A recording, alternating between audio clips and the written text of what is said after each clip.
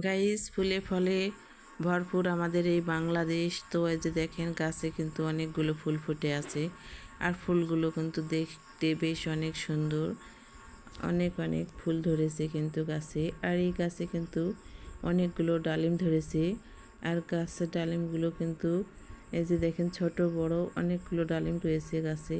দেখতেও কিন্তু খুব সুন্দর লাগতেছে।